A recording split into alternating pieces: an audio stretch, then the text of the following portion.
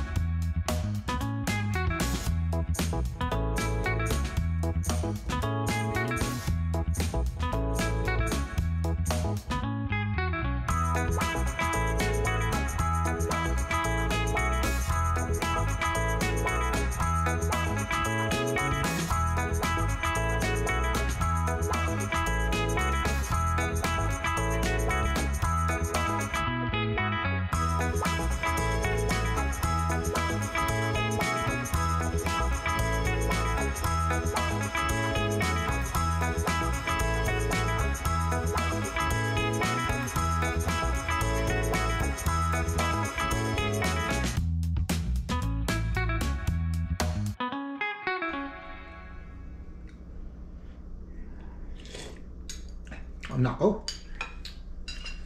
Malasang malasa. Pampahimagas muna bago yung main.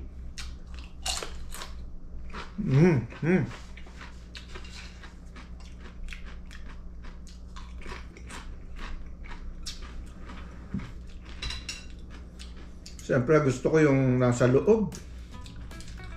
Yung balon-balonan at atay.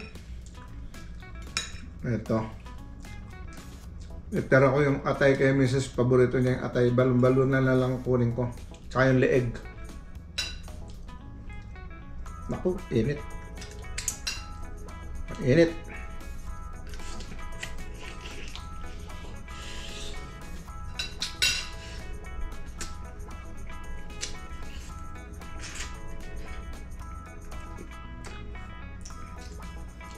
Sobrang lambot.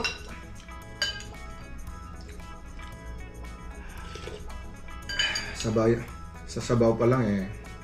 Kung may lagnat ka, iigi ang pakiramdam mo.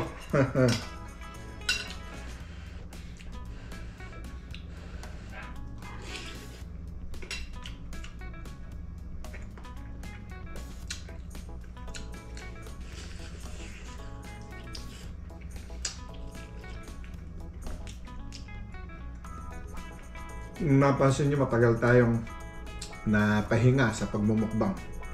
Yun po ay dahil nagpa-neutral muna ako ng aking health. Ngayon, pwede naman pala magmukbang. Pwede kang kumain ng marami. Basta huwag kang mag-aalmusal at huwag kang na mag-hapunan. So kung napapansin nyo, last stress na ng hapon. Kasama na yung dinner dito at yung almusal kanina. At yung kape, sa umaga pwede. Yun lang. Dati kasi pag nagkape ako, kung ano-ano pang kinakain ko. Ngayon, kape lang. Tapos sa alas 3 o alas 4 na kahit marami. Saka chicken naman to. Yan pwede.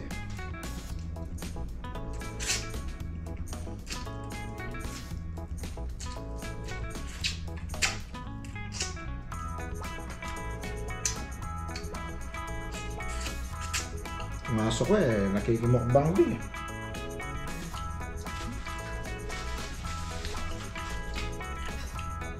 Dati kasi sayote ang ginagamit ko, ngayon papaya. Nahilog na nga, no?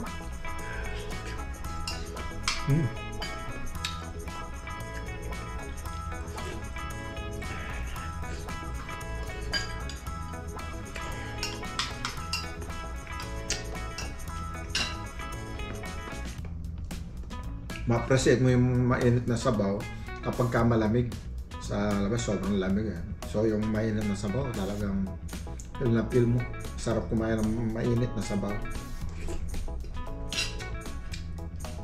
Ang lambot. Tingnan nyo, ha? Sobrang lambot na tatanggal.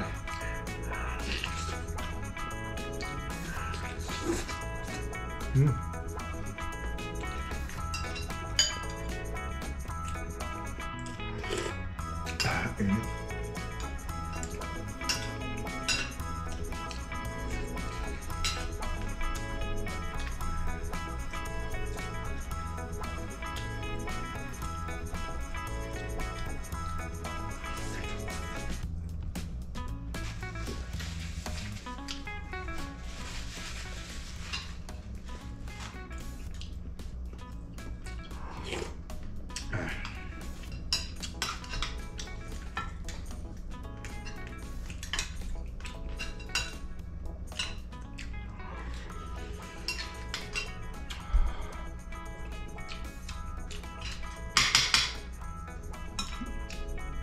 Kunin ko yung balon-balonan.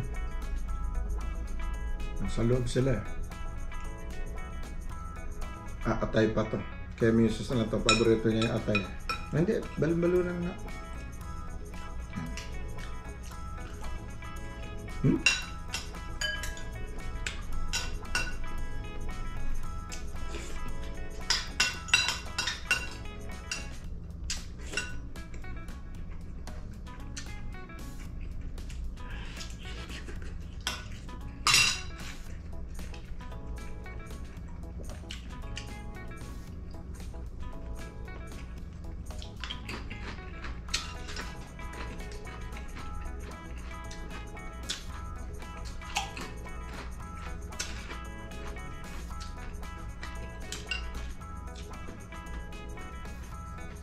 Ito kamatis, mild chili, bell pepper, sibuyas, garlic.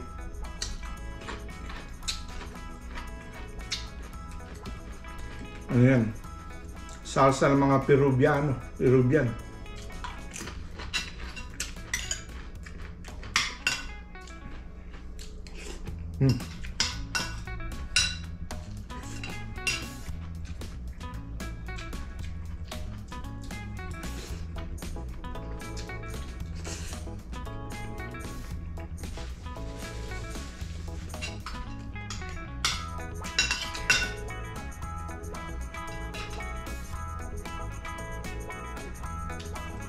Oh.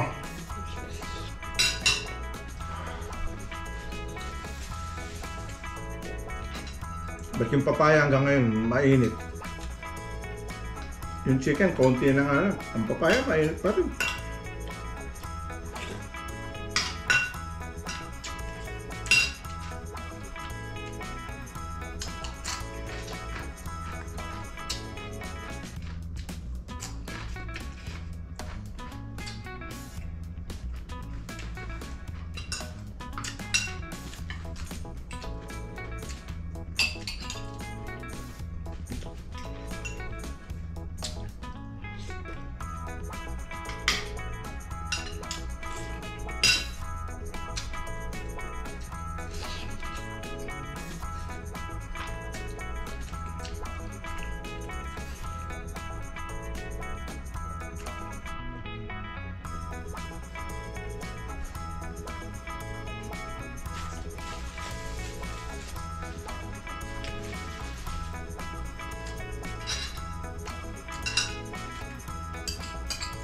Sarap ng sabaw.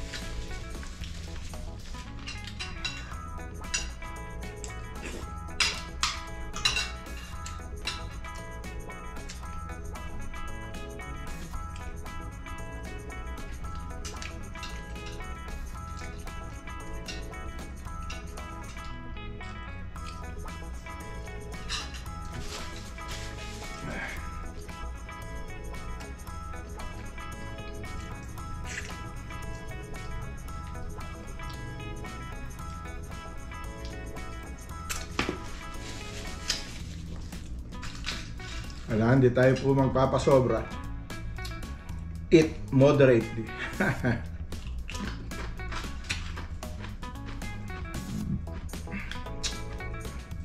Sarap talaga kumain. Ano lang,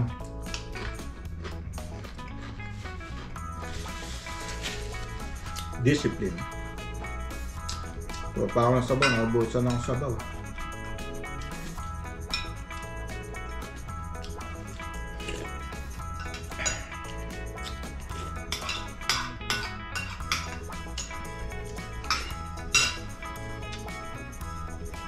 Ang picture niya, lambot to.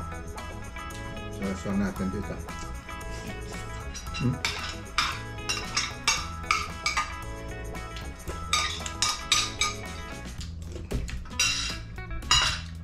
Naubos lang yung kinuha ko, kaya nag-regular rice ako. Pero matagal na akong hindi nagra-rice. Kaya total ngayon lang. Saka masarap kasi yung tinola. Kaya kumain ako regular rice. Pero naubos na lang ako. Ang totoo lang, nasanayan ko na yung quinoa. Maganda yung quinoa. Mula nung mag-take ako ng quinoa at saka barley. Nag-neutral. Cholesterol, napakagandang cholesterol. Yung blood pressure ko, hindi na ako nagagamot ngayon. Normal na normal ang aking blood pressure. Yung cholesterol ko, binawasan nila. Pag mababa pa rin, aalis na. Diabetes na lang. Kasi ang diabetes, hirap talaga biglayin mo yun. Nung nag-ano ko ng quinoa lang at saka barley at saka salmon, yung wild caught na salmon, i-grill ko lang yun. Noong nagbaba. Pero hindi rin naman maganda yung biglang magbaba. Kung mataas, tas biglang magbaba, talagang magkukuha ka eh. So, ang tabay lang. Ngayon, pwede kang kumain ng normal, kailangan lang mag-exercise ka, yung pawisan ka. Kaya yun, napag-aaralan ko yung paano mo paghandayin yung health mo.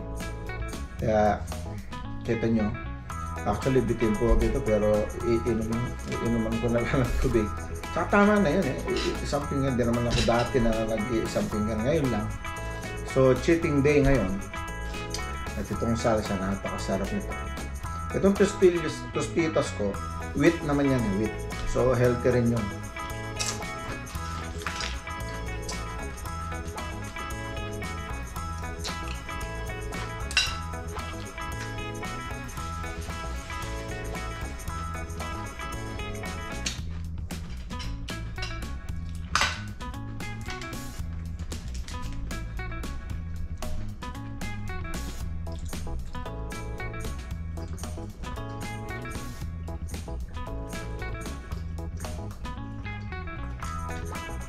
Okay. Salamat po, Diyos. So, paano po hanggang dito na lang? At kung bago po kayo sa aking channel, huwag niyo kalimutan mag-subscribe. At itong aking account na to ay bago lang. Wala pang ganong subscriber. So, pindot na po ng pag-subscribe at pag-share na rin at like. Hanggang dito lang. Salamat po. Bye-bye. God bless.